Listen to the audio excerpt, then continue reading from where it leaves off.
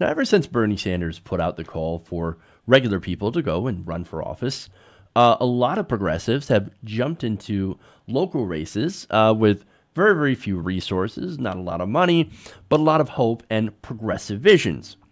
So a lot of these people, again, are facing establishment Democrats and, of course, establishment Republicans as well that receive a lot of money from corporations and wealthy donors. So these progressives have a lot of disadvantages, right? However, thanks to people power and thanks to what Bernie Sanders showed us during the 2016 election or the primaries, where you could actually raise money from small donors, a lot of these progressives are actually raising money and in some cases outraising their establishment opponents.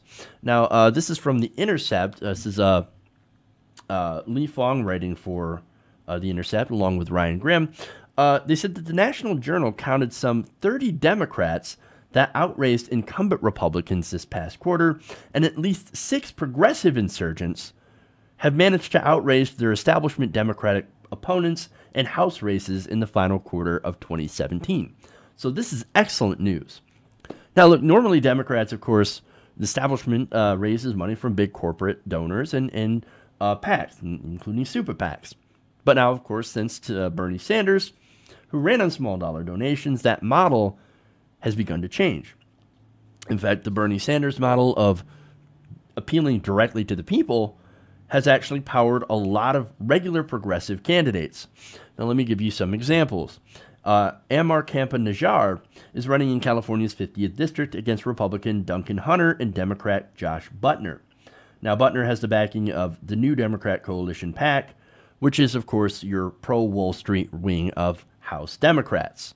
So these are your pro-establishment, big money corporate Democrats.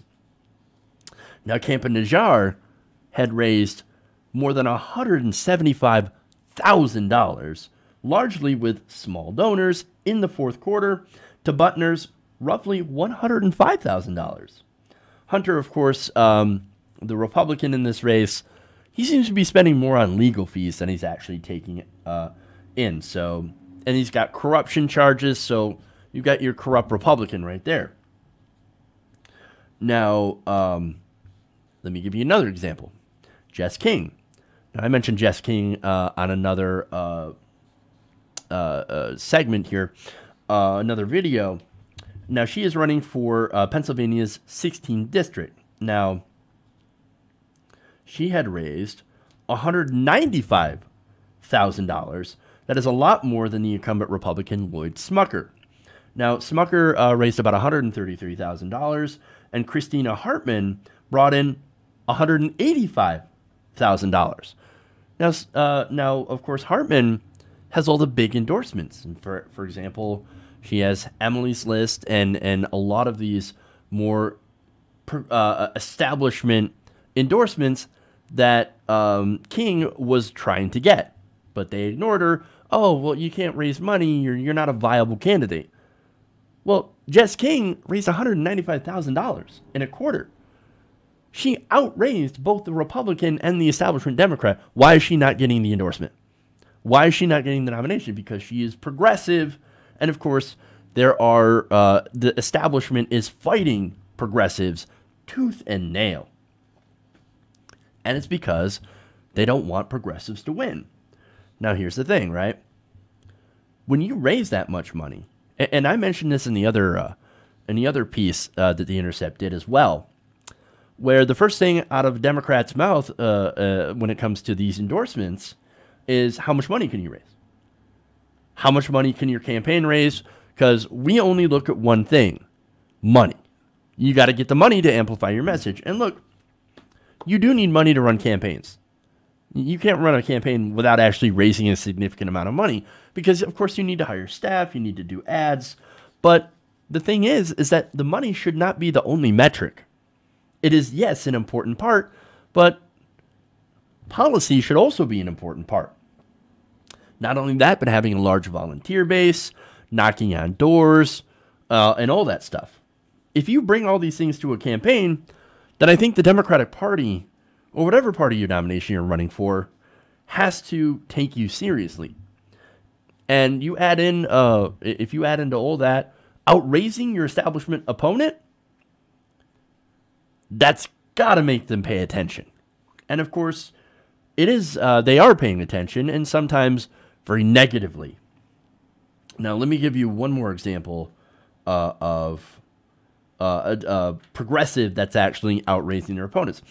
Greg Edwards, Greg Edwards, running in Pennsylvania's 15th district, outraised the rest of the Democratic field by relying on small donors with the backing of the Justice Democrats and the PCCC.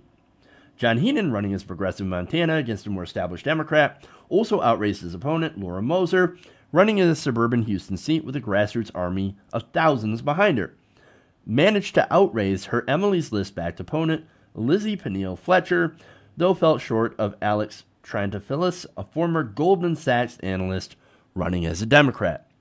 So, again, look, this points out that a lot of these smaller progressive campaigns have serious power behind them. And where is that power coming from? It's coming from you guys. These progressives, they're not raising money from corporate PACs. This is all small dollar donations from you guys. You're the ones that are powering these campaigns. You're the ones that are fighting. And you're fighting the good fight. And you're actually winning when it comes to outraising and helping these Democrats outraise their opponents. Now, look, this is important because, again, first they ignore you, right? Which they did to a lot of these progressive challengers. You had a lot of people in the establishment look at independent groups like Our Revolution and Justice Democrats, and they laugh. They laugh and they laugh. Oh, look at these little progressive groups. They could never win. We get our money from Wall Street because that's where the real money is. Oh, shit. It looks like a lot of these progressive challengers, they're not only right on the popular issues, but they're also outraising us. Oh, no. Oh, no. Which brings me, of course, to the next thing. Then they start to fight you. Well, in a lot of these races, we have seen that Democrats are fighting. For one, by withholding key endorsements. For two, let me give you an example. In Illinois, the establishment is actually trying to push two progressives off the ballot. In Michigan, they're also doing the same thing to Abdul Al-Sayed, who's running for the governor of Michigan as a progressive. So they are fighting. But what's the next part of that? Then you win. And in the end, as we always do, progressives will win. And it's going to be if all of us work together. Bernie Sanders said it best, right? Not me, us. It is about us. And so as long as we keep getting together and powering these progressive campaigns and staying involved, and look, if you can't give money, volunteer. Go out there, give your time. Knock on doors. Phone bank. All that stuff is incredibly important to these progressive challengers. Only if we get together and we work together and we fight together will we win. And I think if we can continue to do that, that's exactly what will happen. Let's go out there. Let's go get them. Hey everybody, thanks for watching this video.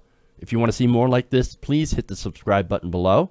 And if you want to support truly independent progressive media, please consider becoming a patron at patreon.com/TYTNation.